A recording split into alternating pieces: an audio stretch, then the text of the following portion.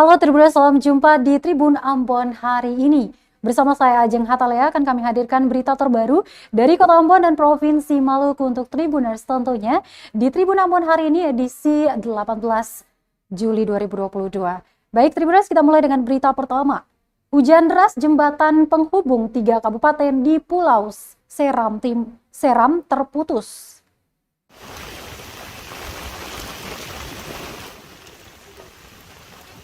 Jalur lintas Seram yang menghubungkan 3 kabupaten yakni Seram bagian barat, Maluku Tengah, dan Seram bagian timur saat ini tidak bisa dilalui.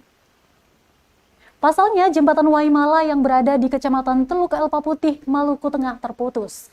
Jalan yang menghubungkan 3 kabupaten di Pulau Seram itu mengalami patahan atau abrasi. Kapolres Maluku Tengah AKBP Dax Immanuela Samson Manuputi membenarkan jembatan penghubung 3 kabupaten itu putus.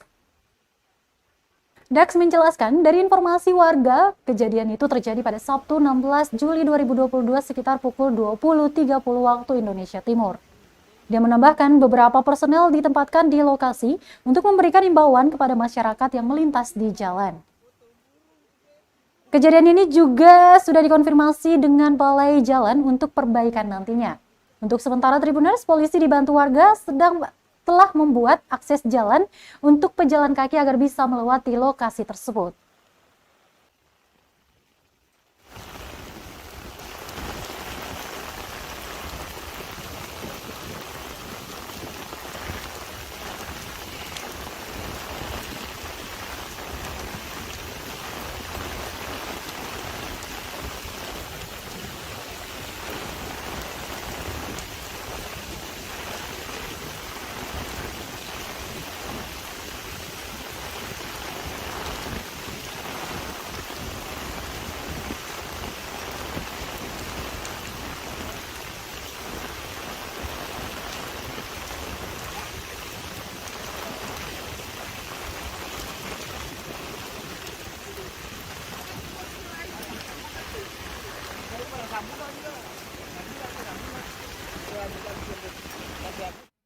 Baik Tribuners, dari Pulau Seram kita ke Kota Tual. Polisi korban bentrok di Tual dirujuk ke Jakarta, Kapolda minta doa agar cepat sembuh. Anggota Polres Tual Bribda Ilham Akbar akhirnya dirujuk ke Rumah Sakit Polri, Kramat Jati, Jakarta Timur.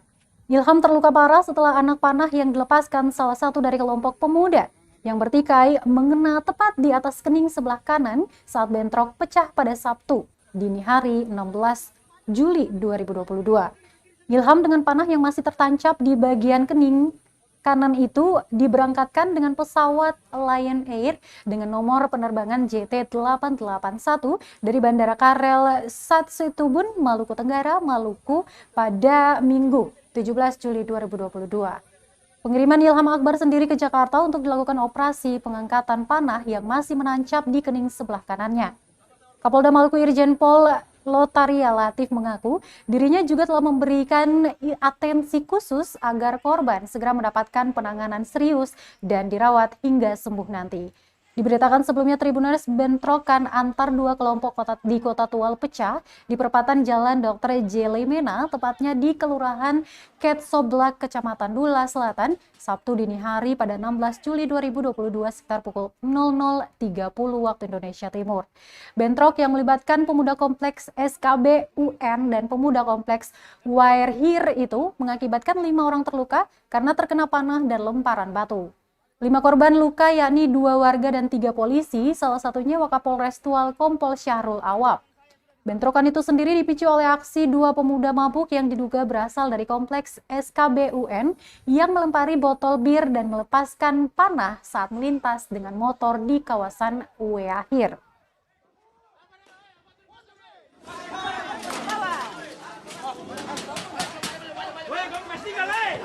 Korban yang lain mundur sudah, pulang kembali.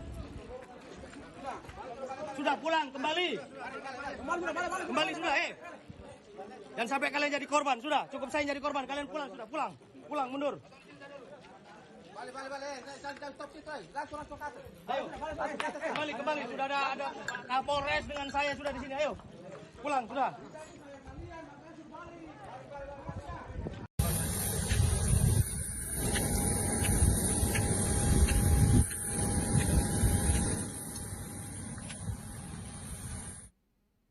Masih dari Kota Tual Tribuners, kondisi di Tual pasca bentrok mulai kondusif. Polisi masih berjaga. Situasi di Tual, terutama di Jalan Dr. Jelemena di Kelurahan Ketsoblek, Kecamatan Dula Selatan, mulai kondusif pasca bentrokan antar dua kelompok pemuda pada Sabtu 16 Juli 2022 lalu. Namun aparat masih mengetatkan penjagaan untuk mengantisipasi kemungkinan aksi massa terulang. Demikian disampaikan PLH Kepala Bidang Perhubungan Masyarakat Polda Maluku, Kombes Pol Denny Abraham. Polres Kota Tual Lanjutia telah menyiagakan sebanyak dua satuan setingkat pelaton atau SST di lokasi bentrokan. Denny mengatakan pengerahan puluhan polisi di lokasi bentrokan itu dilakukan guna mencegah bentrok susulan kembali terjadi. Kapolres Tual AKBP Prayuda Widiatmoko, kata Denny, juga masih terus melakukan mediasi dengan perwakilan kedua kelompok pemuda yang terlibat bentrok. Ia pun mengimbau kedua kelompok warga yang terlibat bentrok agar dapat menahan diri dan tidak terprovokasi dengan berbagai isu berkembang. Diberitakan sebelumnya Tribuners, bentrok antar dua kelompok ini terjadi di Kota Tual dan pecah tepat di perempatan Jalan Dr. Jelemena, tepatnya di Kelurahan Ketsoblek, Kecamatan Dula Selatan, Sabtu dini hari pada pukul 00.30 waktu Indonesia Timur.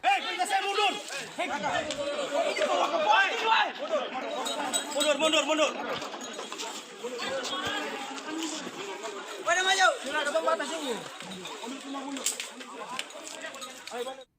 Baik Tribuners, kita ke berita lain. Monica Rumlaan terpilih jadi Putri Pariwisata Maluku 2022. Putri Pariwisata Perwakilan Kabupaten Kepulauan Tanimbar atau KKT, Monica Rumlaan terpilih menjadi Putri Pariwisata Maluku 2022. Hal itu dipastikan pada malam puncak pemilihan Putri Pariwisata Maluku di Denat Sepa Hotel and Resort, Kota Ambon pada Minggu 17 Juli 2022 malam.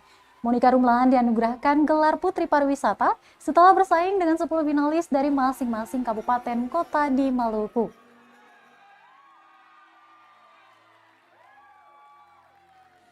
Monica Rumlaan terpilih atas dasar penilaian juri sejak para finalis dikarantina selama 2 pekan.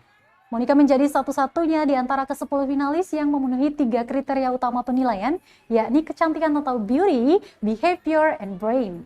Kata saat masuk ke tahap 5 besar, Monica Rumlaan mendapat pertanyaan terkait cara memajukan Pulau Banda sebagai destinasi wisata utama di Maluku.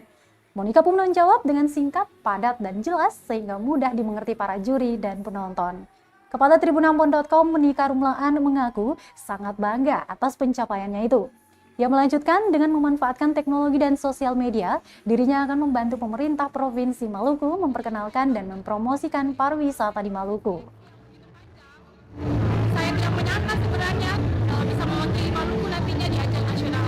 Untuk itu di hari pertama penyamatan saya sebagai Menteri Pariwisata Provinsi Maluku, saya harap dapat berkontribusi dengan aktif dan dengan berkomitmen mewujudkan pariwisata di Provinsi Maluku tentunya. Berbanyak apa yang akan dilakukan oleh Putri Pariwisata Maluku, Kakak Monica begitu? Tentunya banyak sekali ya visi saya sebagai generasi muda, kita menggunakan media sosial era digitalisasi untuk mempromosikan lebih lagi, apalagi kita tahu bahwa baru selesai pasca Covid tentunya pariwisata sangat berdampak. Nah, sekarang tugas saya adalah mengaktifkan kembali, membangun kembali pariwisata agar lebih diminati oleh wisatawan.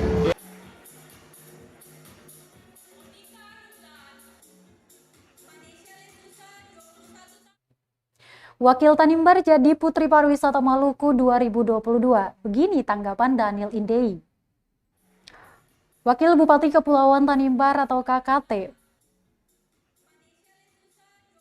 menilai terpilihnya Monica Rumlaan menjadi Putri Pariwisata Maluku tahun 2022 berhasil mengungguli 10 finalis lainnya pada malam puncak pemilihan Putri Pariwisata di Denat Sepa Hotel and Resort pada 17 Juli 2022 malam. Euforia para pendukung tak terbendung tidak terkecuali penjabat Bupati KKT Daniel Indei yang turut hadir dalam pemilihan tersebut. Saat diwawancarai tribunambon.com, Daniel Indei mengaku bangga atas kemenangan Monica Rumlaan pada ajang pemilihan Putri Pariwisata Maluku 2022. Indei berharap dengan terpilihnya Monica Rumlaan Perempuan kelahiran 24 tahun tersebut dapat membantu mempromosikan kekayaan pariwisata yang ada di Maluku, khususnya di KKT sendiri.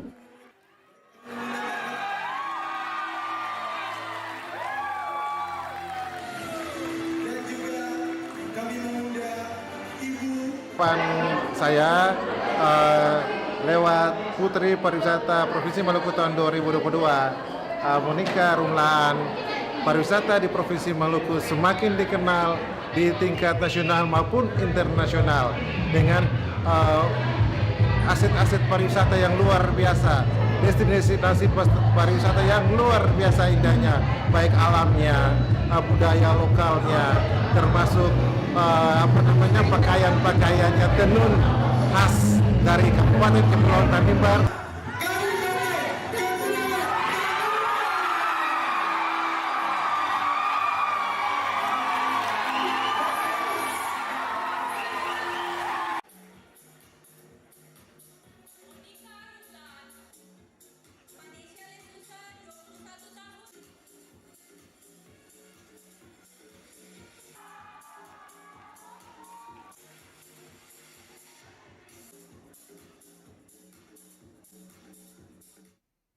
Terima kasih, kita ke informasi pelayaran. 3 kapal tujuan Namlea Namrole MBD diizinkan berlayar. Berikut jadwalnya. Cuaca mulai membaik, 3 kapal penumpang yang berlabuh di Pelabuhan Slamet Riyadi diizinkan berlayar. 3 kapal tersebut yakni kapal ekspres Bahari 1E dijadwalkan berangkat pada pukul 14.00 waktu Indonesia Timur dari Ambon tujuan Namlea. Selain itu kapal Elizabeth II tujuan dari Ambon ke Namrole dijadwalkan berangkat pada pukul 18.00 waktu Indonesia Timur. Sedangkan kapal Cantika Lestari 77B dari kota Ambon tujuan Damer, Moa, Leti, Romang, dan Kisar dijadwalkan berangkat pukul 20.00 waktu Indonesia Timur. Hal tersebut disampaikan Aco, petugas loket di Pelabuhan Slamet Riyadi, kepada tribunambon.com Senin 18 Juli 2022. Dia melanjutkan, jika tidak diizinkan berlayar, maka pasti loket penjualan tidak dibuka saat ini. Terpisah dari itu, PH Keselamatan Berlayar KSOP Ambon Manson Sitio saat dihubungi membenarkan bahwa pada Senin ini kapal diizinkan berlayar. Namun, dia mengimbau nakoda kapal harus mementingkan keselamatan saat berlayar nanti.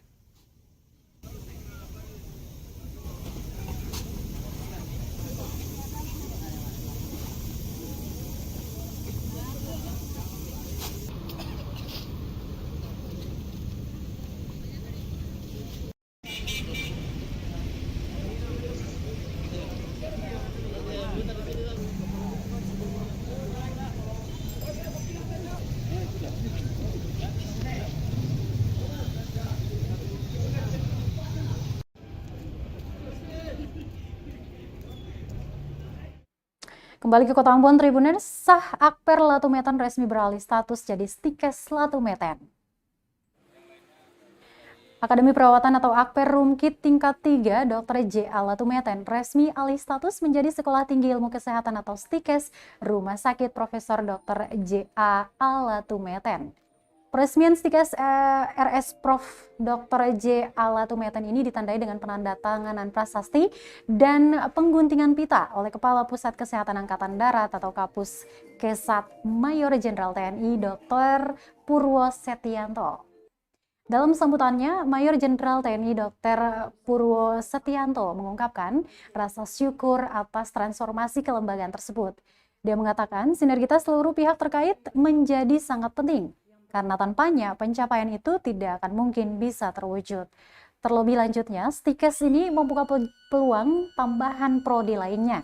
Dengan beralih status, kata dia, maka Stikes Rumah Sakit Profesor Dr. J.A. Latumetan tidak hanya menyelenggarakan program keperawatan saja, melainkan juga membuka jurusan administrasi rumah sakit. Dia pun berharap kedepannya Stikes ini bisa lebih berkembang lagi. Sementara itu, Kakesdam Kolonel Dr. Masri Sihombing mengatakan, dengan beralihnya status ini bisa membuka peluang bagi calon mahasiswa melanjutkan kuliahnya. Dia pun memastikan para lulusan pasti bisa langsung mendapatkan pekerjaan.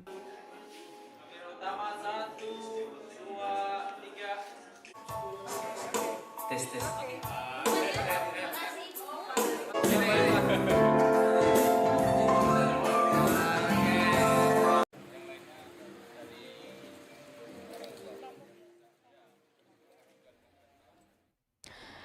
Berita berikut ini merupakan dampak cuaca ekstrim di Maluku.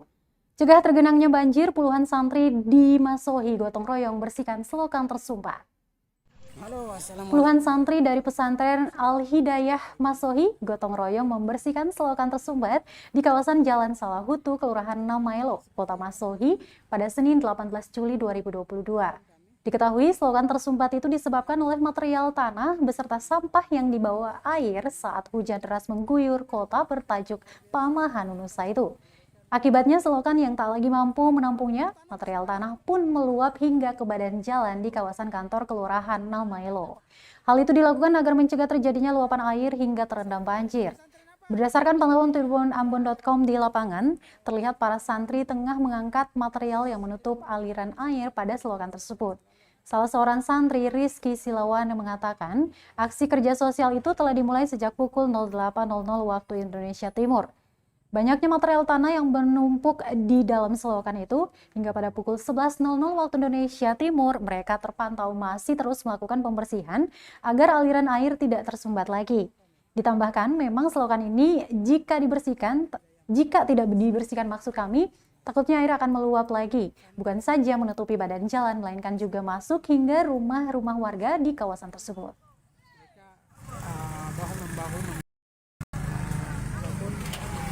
Ada di ini berada tepat di Jalan Salahutu. Nusu dari jam berapa tadi bersih-bersih? Dari jam 8. Dari jam 8. Ustadz yang suruh ya? Ya. Jadi semua teman-teman semua? Ya. Oke. Ada nama siapa? Kamal Rizky Silawane. Rizky Silawane. Oke, terima kasih Ade. Ya, dari Rizky ya. Kita ke berita terakhir Tribuners, puluhan truk yang menumpuk di Pelabuhan Namlea akhirnya diberangkatkan ke Ambon hari ini.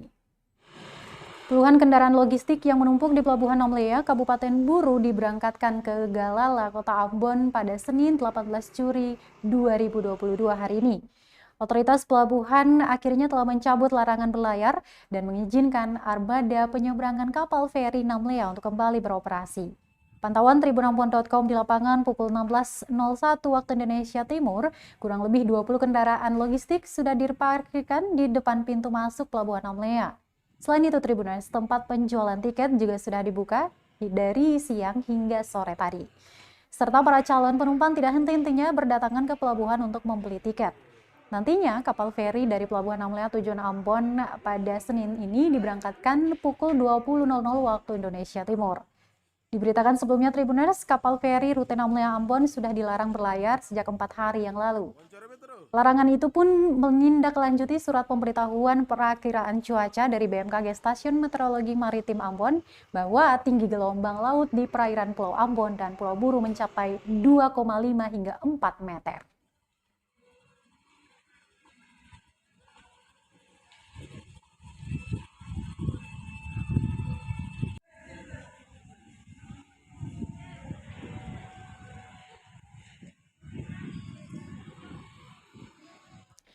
Baik Tribuners, berita tadi sekaligus menutup perjumpaan kita di Tribun Ambon hari ini, edisi 18 Juli 2022. Kami tetap menginformasikan berita-berita terbaru dari Kota Ambon dan Provinsi Maluku untuk Tribuners tentunya. Pantau terus berita terbarunya di portal kami www.tribunambon.com, follow juga akun Instagram dan Facebook fanpage kami. Saya Ajeng Hatalea beserta tim redaksi yang bertugas mengucapkan terima kasih. Kita jumpa besok dan Almato. Terima kasih sudah nonton. Jangan lupa like, subscribe, dan share ya!